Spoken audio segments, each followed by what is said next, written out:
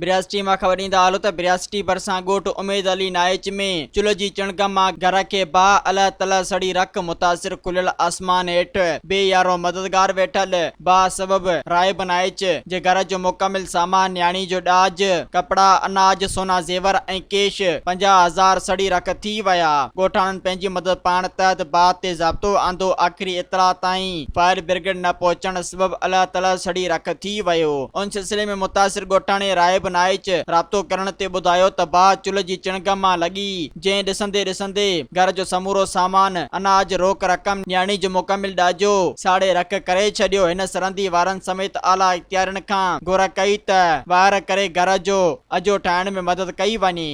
मज़ीद ख़बरनि ऐं तफ़सीलात लाइ विज़िट कयो असांजी वेबसाइट www.awamiNewsHD.com ऐं ॾिसंदा रहो अवामी न्यूज़ HD।